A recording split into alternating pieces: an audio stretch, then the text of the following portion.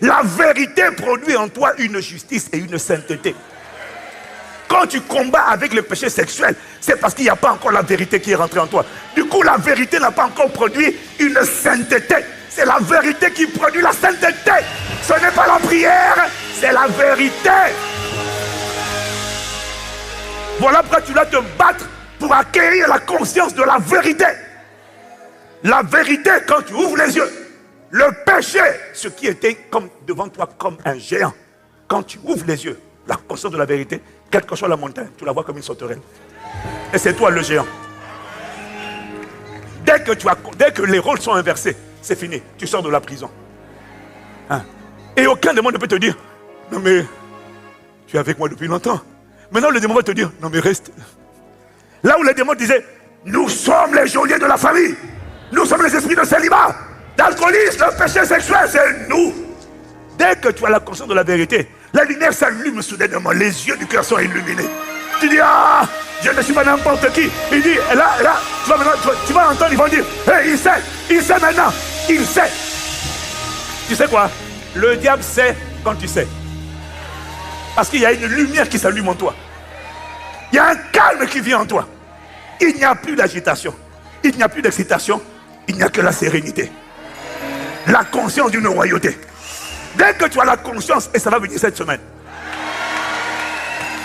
Tu dis, mais dans quelle prison on m'avait enfermé? Tu regardes la prison. Tu dis, bon, je sors. Cette semaine, tu sors. Cette semaine, tu sors. Il y a une vie que Dieu t'appelle à expérimenter. Ce n'est pas la religion, c'est la domination.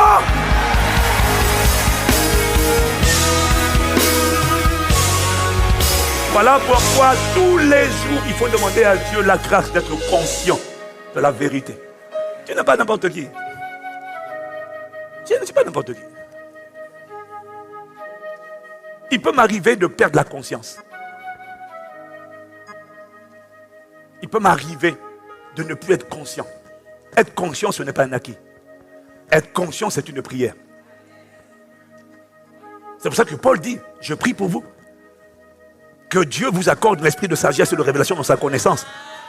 Pour que vous sachiez, un, quelle est l'espérance qui s'attache à votre appel. Deux, quelle est la richesse du glorieux héritage qui est à l'intérieur de vous.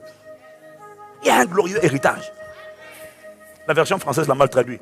Elle dit quelle est la richesse de la gloire de son héritage qu'il réserve au saints. Ça, c'est mal traduit. La vraie version, c'est quelle est la gloire de... la richesse de la gloire de l'héritage à l'intérieur. In the saints. Et il dit quelle est envers nous qui croyons l'infinie grandeur de sa puissance qui se manifeste avec efficacité par la vertu de sa force. Et puis après, il dit cette puissance-là, il l'a déployée en Christ. Et il est en train de te dire que la même puissance que le Père a utilisée pour faire sortir Jésus de la tombe, c'est la même puissance qui met à ta disposition. Maintenant, toi, tu me dis que tous les démons d'Europe, les principautés se sont ligués contre ICC et tu veux que j'ai peur. Je n'ai pas peur. Malado Kababiada, Imano Brasaya. Et tu sais pourquoi je n'ai pas peur? Parce qu'il m'a révélé. L'arme contre la peur, ce n'est pas la prière. L'arme contre la peur, c'est la justice. L'arme contre le mensonge, ce n'est pas la prière. L'arme contre le mensonge, c'est la vérité. L'arme contre l'intimidation, c'est la cuirasse.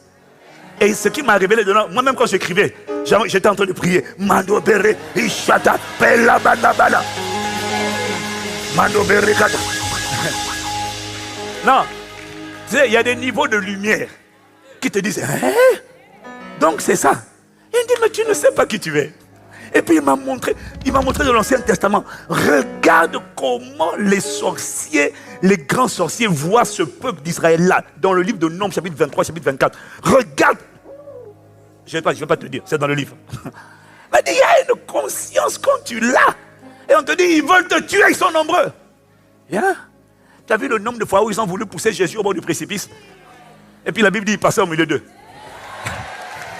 Tu passes au milieu. J'ai dit, tu passes au milieu. De la sorcellerie, tu passes au milieu. des alliances, des esprits familiaux, des esprits territoriaux qui passent au milieu, qui se passent au milieu, qui se passent au milieu. Ton église passe au milieu des intrigues, des complots, des conspirations, des coups bas. Ils te cherchaient et puis ils veulent te pousser. J'ai dit, tu passes au milieu au nom de Jésus. Je n'ai pas entendu ton amen.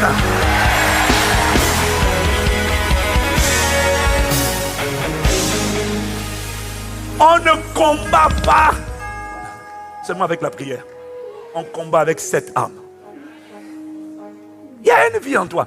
L'appel à vivre Christ, ta vraie vie, c'est un appel à manifester une vie de domination, une vie de divinité dans ton humanité, une vie du surnaturel dans le monde naturel. C'est un appel à manifester la même vie que Jésus a manifestée. L'appel à vivre Christ, ta vraie vie, c'est l'appel suprême. C'est l'appel à vivre ta normalité selon Dieu.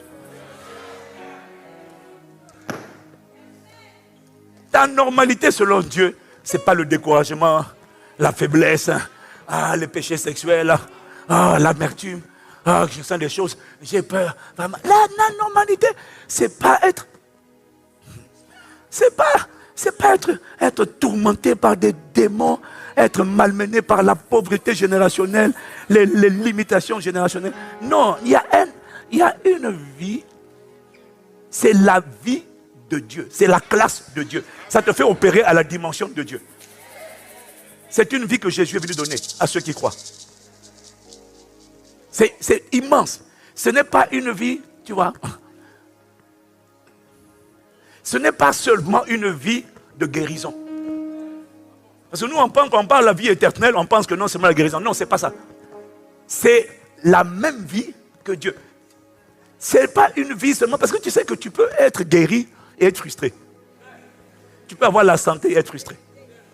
Tu peux être délivré des démons et être frustré. Parce que dans la vie, vivre, ce n'est pas seulement être en bonne santé. Il y a des gens comme Paul qui étaient en mauvaise santé, mais qui ont vécu.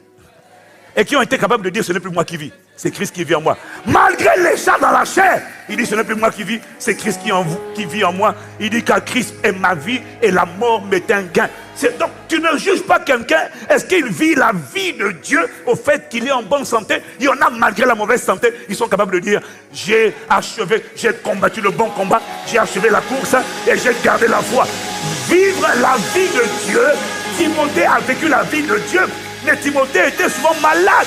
Je ne te dis pas que, écoute, je ne te dis pas que la maladie c'est normal. Je te dis que pour certains types de personnes, en fonction du niveau de grâce qu'ils ont reçu, il y a des choses que Dieu permettra dans leur vie pour les garder dans l'humilité, pour les garder dans la faiblesse. Mais leur faiblesse ne les empêchera pas de vivre le Christ dans leur époque et dans leur génération.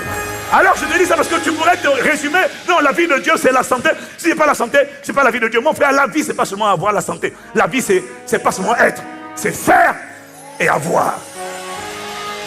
C'est travailler avec Dieu, accomplir les desseins de Dieu, manifester les projets de Dieu dans ton époque, devenir un miracle vivant, un prodige, un signe. La mesure d'un homme, c'est pas est-ce qu'il a eu la santé de son vivant, c'est qu'est-ce qu'il a accompli. À quoi est-ce que sa vie a servi? À quoi sa vie a servi? Quel est l'impact? Est-ce que son créateur a été révélé à travers sa vie, dans son époque et dans sa génération? Ce n'est pas est-ce qu'on l'a connu, c'est est-ce que sa vie a permis de connaître celui qu'il a appelé. Sakata Baramanos. Mano Baros.